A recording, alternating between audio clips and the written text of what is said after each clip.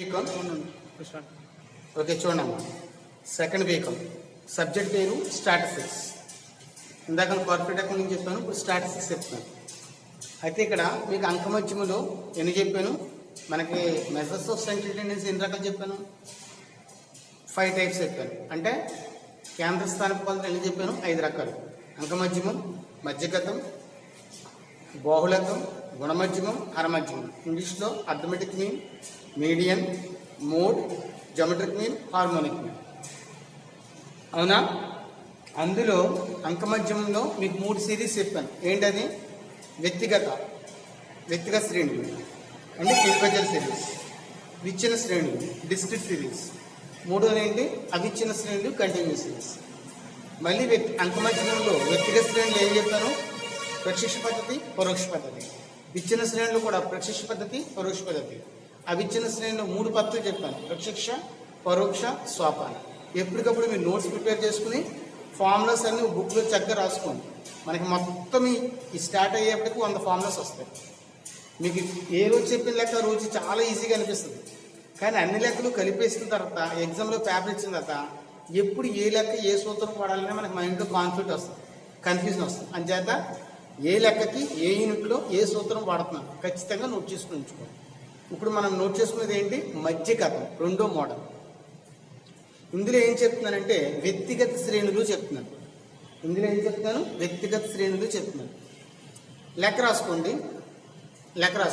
ఈ క్రింది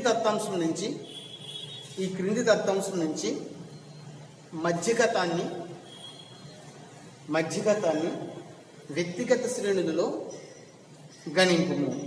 గణింపుము. ఇంగ్లీష్ మీడియంలో calculate median from the following data. అర్థమైందా? ఇన్ ఇండివిజువల్ సిరీస్ అని రాసుకోండి. Calculate median from the following data in individual series. అయితే మీకు ఇలా చూడండి, మన ఎవరో ఒక డౌట్ అడిగారు ఒక అమ్మాయి. ఇక్కడ పరీక్షల్లో వ్యక్తిగత శ్రేణులు, విచ్ఛిన్న శ్రేణులు, అవిచ్ఛిన్న శ్రేణులు అని వాడు ఇవ్వడు. నేను ఇక్కడ చెప్తాను, కానీ మనమే ఐడెంటిఫై చేయాలి. మనం ఐడెంటిఫై చేసి అది వ్యక్తిగత శ్రేణులా, విచ్ఛిన్న శ్రేణులా, అవిచ్ఛిన్న శ్రేణులా అని మనం కనిపెట్టాలి. అయితే వ్యక్తిగత శ్రేణులు ఎలా కనిపెట్టాలి చెప్తున్నాను చూడండి. మనకి వ్యక్తిగత శ్రేణుల దగ్గర ఏముంటుందంటే వరుస సంఖ్య, మార్సు, లేదా ABCDF మార్సు అని ఉంటుంది. విచ్ఛిన్న శ్రేణులు ఏముంటుందంటే మార్సు, పౌనఃపున్యం, లేదా వ్యక్తులు, లేదా ఎత్తు, పౌనఃపున్యం, లేదా ఆదాయం, పౌనఃపున్యం. అదే మనుషుల సంఖ్య అని ఇస్తూ ఉంటాం. మనుషుల సంఖ్య, వ్యక్తుల సంఖ్య అని ఇస్తారు కదా, దాన్ని పౌనఃపున్యం అంటారు. అవిచ్ఛిన్న శ్రేణులు ఎలాగొస్తుందంటే 0 to 10, 10 to 20, 20 to 30, 30 to 40 ఇలా వస్తుంది కదా క్లాస్ ఇంటర్వెల్తో. దాన్ని అవిచ్ఛిన్న శ్రేణులు అంటారు. అర్థమైందా? అంతేగాని మనకి ఈ శ్రేణులు ఆ శ్రేణులు అని మనకి లెక్కలో చెప్పరు. ఓకే, నేను ప్రతి వాళ్ళు ఈ వీడియోస్ ఫాలో అవుతున్నారు అనుకుంటున్నాను. డౌట్ ఏదైనా ఉంటే ఫోన్ చేయండి, నా నెంబర్ ఉంది కాబట్టి ఫోన్ చేయండి. నెక్స్ట్ ఇప్పుడు మీకు ఏంటంటే లెక్క నోట్ చేసుకుంటున్నారా, ఒకసారి ఎలా పెడతారండి సరిపోతుంది. ఫస్ట్ చూడండి, సీరియల్ నెంబర్ నోట్ చేసుకోండి. అడ్డంగా లెక్క సీరియల్ నెంబర్ ఎలా నోట్ చేసుకోవాలి, 1 2 3 4 5 6 7 8 9. అడ్డంగా ఏం నోట్ చేసుకోమని చెప్పాను, సీరియల్ నెంబర్ చెప్పి 1 2 3 4 5 6 7 8 9. చూడండి ఇలా మార్క్స్ అని నోట్ చేసుకోండి. 17, 1 ఎదురుకుండా 17, 2 ఎదురుకుండా 32, 3 ఎదురుకుండా 35, 4 ఎదురుకుండా 33, 5 ఎదురుకుండా 11, 6 ఎదురుకుండా 41, 7 ఎదురుకుండా 18, 8 ఎదురుకుండా 15, 9 ఎదురుకుండా 21. మళ్ళీ చెప్తున్నా, 1 ఎదురుకుండా 17, 2 ఎదురుకుండా 32, 3 ఎదురుకుండా 35, 4 ఎదురుకుండా 33, 5 ఎదురుకుండా 11, 6 ఎదురుకుండా 41, 7 ఎదురుకుండా 18, 8 ఎదురుకుండా 15, 9 ఎదురుకుండా 21. ఇలా వేసుకున్నారు కదా. ఇప్పుడు మీరు ఏం చేయాలంటే లెక్కని నిలువుగా చేసుకోవాలి. ఇప్పుడు ఇది ఆరోహణ క్రమంలో లేదు, ఏ క్రమంలో లేదు, తెలుగులో ఒకసారి చూడండి. ఆరోహణ లేదా అవరోహణ క్రమంలో అమర్చుకోవాలి. ఆరోహణ క్రమం అంటే అర్థం ఏంటి? ఆరోహణ క్రమము కింద నుంచి పైకి వెళ్ళడం. తెలుగు మీడియం ఏమంటారు? ఆరోహణ క్రమం అంటే కింద నుంచి పైకి వెళ్ళడం, అంటే 1 2 3 4 అలా మెట్లు ఎక్కడం. అవరోహణ క్రమం అంటే పైనుంచి కిందకి రావడం, పైనుంచి కిందకి రావడం. మెట్లు ఎక్కడాన్ని ఆరోహణ క్రమం అంటారు, మెట్లు దిగడాన్ని ఏమంటారు అనమాట? అవరోహణ క్రమం అంటారు. ఉదాహరణ బిల్డింగ్ ఉంది, బిల్డింగ్లో నువ్వు మెట్లు ఎక్కుతున్నావు, దాన్ని ఏమంటారు అనమాట? ఆరోహణ క్రమం అంటారు. ఇంగ్లీష్లో అసెండింగ్ ఆర్డర్ అంటారు, గుర్తుంచుకోండి.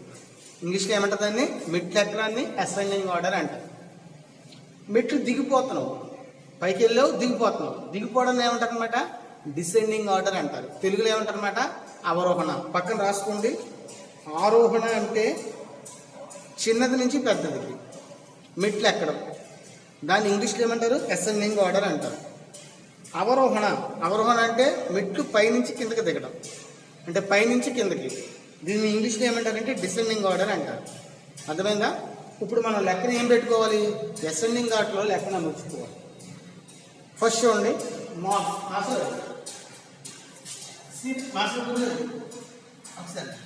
సీరియల్ నెంబర్ పెట్టుకోవాలి. ఫస్ట్ చూసుకోండి, సీరియల్ నెంబర్ పెట్టుకోండి. 1 2 3 4 5 6 7 8 9. ఫస్ట్ ఉంది అసెండింగ్ ఆర్డర్ అంటే కింద నుంచి పైకి చేద్దాం.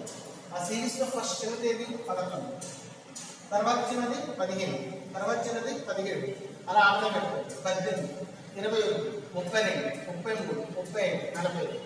అంటే చిన్నదితో మొదలు పెట్టాలి. చిన్న తర్వాత దానికంటే పెద్దది, దానికంటే పెద్దది, దానికంటే పెద్దది, దానికంటే పెద్ద అమర్చుకోవాలి. అమర్చుకున్న తర్వాత సూత్రం రాసుకోండి.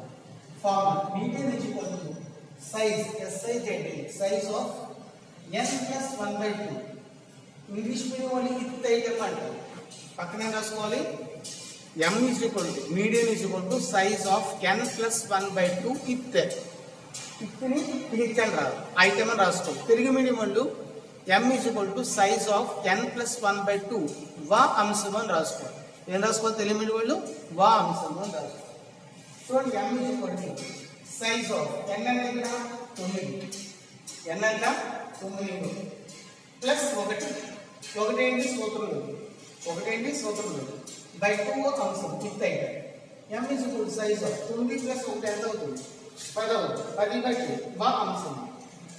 m is equal to size of ఏమవుతుంది? 10 ని భాగిస్తే 5 అంశం. m ఈజ్ ఈక్వల్ టు 10/2 అంటే ఏమవుతుంది? 5 అంశం. 5 అంశం లెక్క ఏముంది? ఇదిగో 21. 5 అంశం లెక్క ఏముంది? 21. దేనికి m ఈజ్ ఈక్వల్ టు ఏంటన్నమాట? 21. m is equal to 21.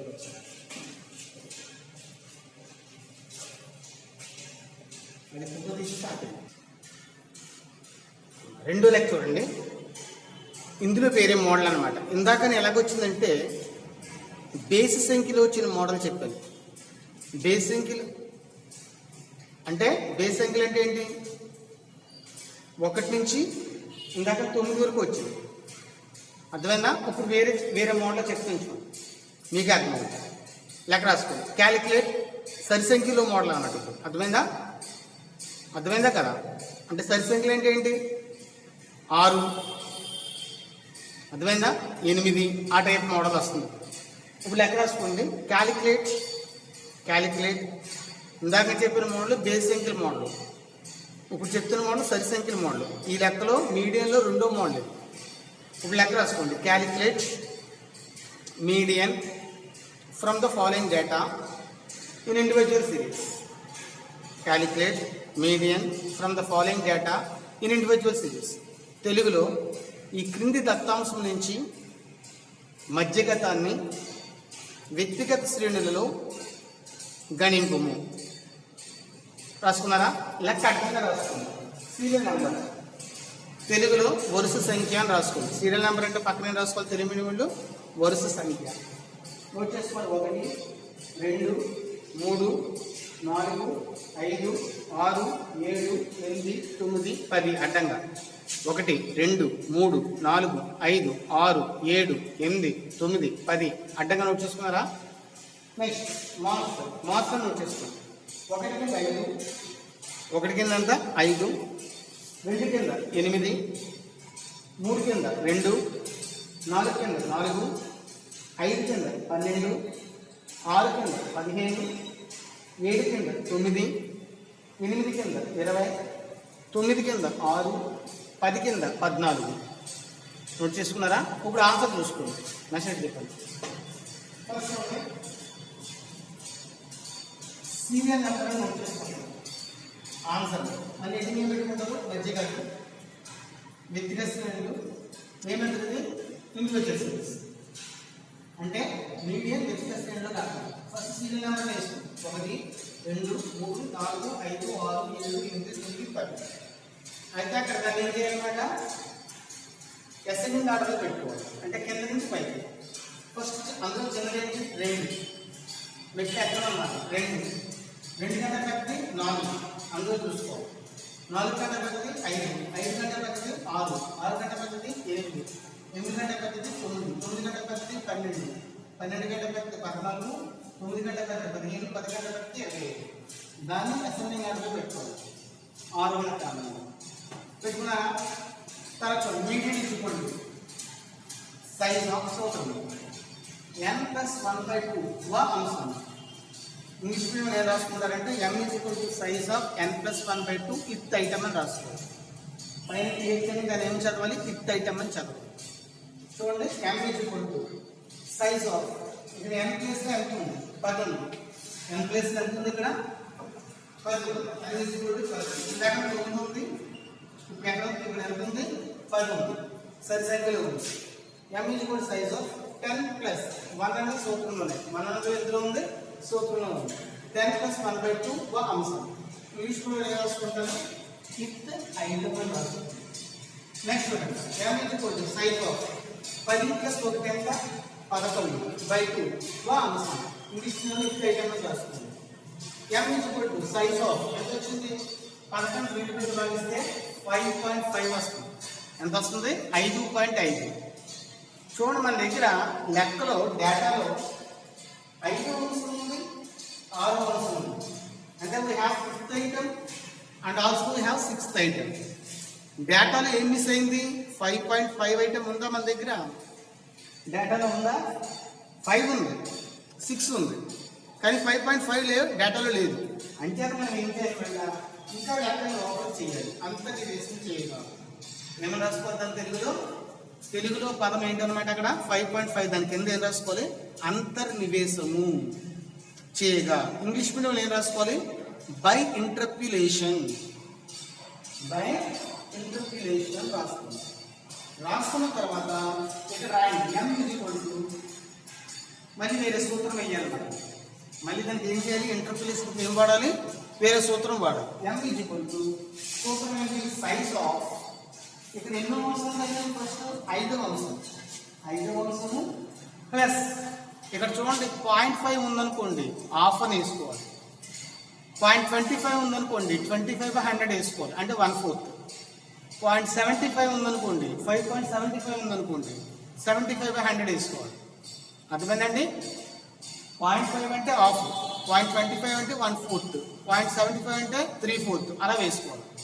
మీకు ఏమీ తెలియకపోతే ఏం చేస్తారంటే 5.5 ఉంది కదా, 5.50/100 పక్కన ఏం లేదు, 0 పెట్టేసుకోవచ్చు. 50/100 అంటే హాఫ్ అవుతుంది. అంటే దీని అనమాట సైజ్ ఆఫ్ 5వ అంశము ప్లస్ 0.5 అంటే అర్థం 0.5%. హాఫ్ ప్లస్ 5.5 తర్వాత ఏం రీచ్ అవుతాం మనం? 6వ అంశం రీచ్ అవుతాం. 6వ అంశం 6th item minus 5th item అని రాసుకోవాలి. అర్థమైందండి? అది సూత్రం. ఇప్పుడు చూడండి, m సైజ్ ఆఫ్ 5వ అంశం ఎంత? ఇదిగో 5వ అంశం ఎంత? 8. 5వ అంశం 8 ఇంకితే వచ్చింది 8 ప్లస్ సూత్రంలో 1/2 వేసుకోండి. నెక్స్ట్ 6వ అంశం ఎంత? 9 వేసుకోండి. మైనస్ 5వ అంశం ఎంత? 8. చూడండి, m సైజ్ ఆఫ్ 8 ప్లస్ 1/8. 9లో చేంజ్ చేస్తే ఎంత? 1. అవునా? ఇప్పుడు ఏమవుతుందంటే మీకు m8 ప్లస్ చూడండి, m 8 ప్లస్ 1/2. m 8 ప్లస్ 1/2 అంటే అర్థం 0.5.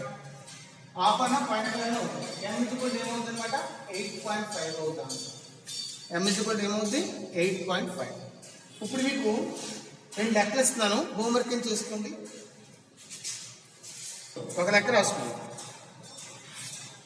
ఇంటి దగ్గర చేయండి ఎక్సర్సైజ్ కింద. ఫస్ట్ రాయండి.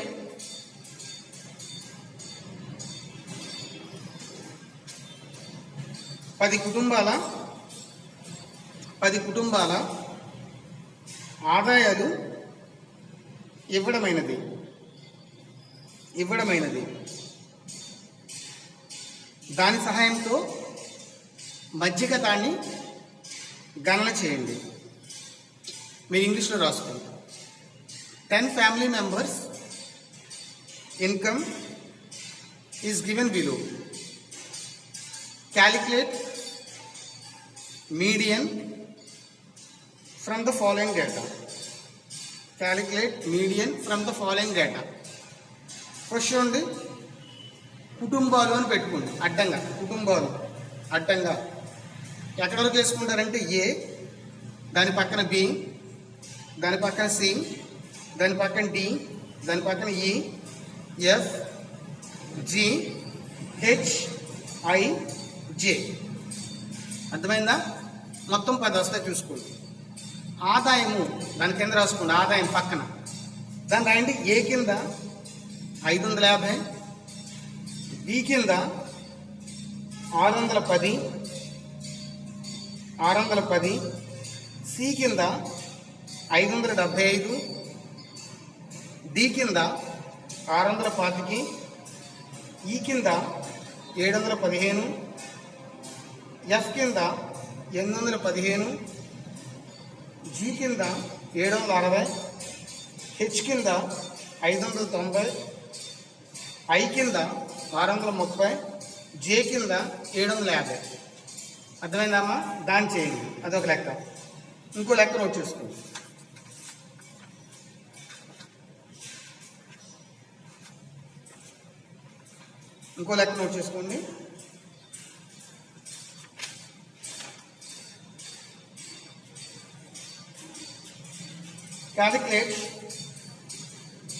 Calculate median from the following data. ఈ దిగువ దత్తాంశం నుంచి మధ్యగతాన్ని గణించండి. Calculate median from the following data. క్రమ సంఖ్య అడ్డంగా వేసుకోండి. క్రమ సంఖ్య సీరియల్ నెంబర్ 1 నుంచి 9 అంకెలు వేయండి. 1, దాని పక్కన 2, దాని పక్కన 3, దాని పక్కన 4, దాని పక్కన 5, దాని పక్కన 6, 7, 8, 9 ఆపేయండి. ఇప్పుడు అంకెలు నోట్ చేసుకోండి. ఆదాయం 1 తిన్నంగా 14, 2 తిన్నంగా 18, 3 తిన్నంగా 20, 4 తిన్నంగా 25, 5 తిన్నంగా 28, 6 తిన్నంగా 29, 7 తిన్నంగా 31, 8 తిన్నంగా 35, 9 తిన్నంగా 38. అర్థమైందా? 2 లెక్కలు ఇచ్చాను, ఒకటి సరి సంఖ్యలో, ఒకటి బేస్ సంఖ్యలో. ఈ 2 లెక్కలు అసైన్మెంట్ కింద చేయండి. మరీ చెప్తున్నాం, అసైన్మెంట్స్ కాలేజ్ తీసిన వెంటనే మీరు నోట్బుక్లో చేసి పట్టురావాలి. దాన్ని బట్టి మీకు మార్క్స్ ఉంటాయి. నెక్స్ట్ ఈ యూనిట్కి సంబంధించి మళ్ళీ వేరే క్లాసులు చెప్పరు కాలేజీలు తీసిన తర్వాత. ఇప్పుడు ఆన్లైన్లో చెప్పిన క్లాసులే మీకు ఇంకా ఫైనల్. మళ్ళీ సపరేట్గా చాప్టర్లు చెప్పరు, వేరే యూనిట్లు మొదలు పెడతారు. అంచేత మీరు రెగ్యులర్గా ఫాలో అవ్వాలి. నెక్స్ట్ మీకేం డౌట్లు రావట్లేదా ఏంటి? ఎవరో ఫోన్ చేయట్లా, ఎవరో 2-3 చేస్తున్నారు. డౌట్ లేకపోతే హ్యాపీ, బాగానే చెప్తున్నాను అనుకుంటే. డౌట్ ఉంటే ఏమాత్రం డౌట్ ఉన్నా మీరు మార్నింగ్ 6 నుంచి ఈవినింగ్ 10 వరకు, నైట్ 10 వరకు మెలుపుగానే ఉంటారు. ఆ టైంలో మీకు ఏ డౌట్స్ వచ్చినా నేను చేస్తే మీకు సాయము, నేను హెల్ప్ చేస్తాను. ఇంకా అర్థమైపోయినాడు. అర్థమైందా? Wish all the best.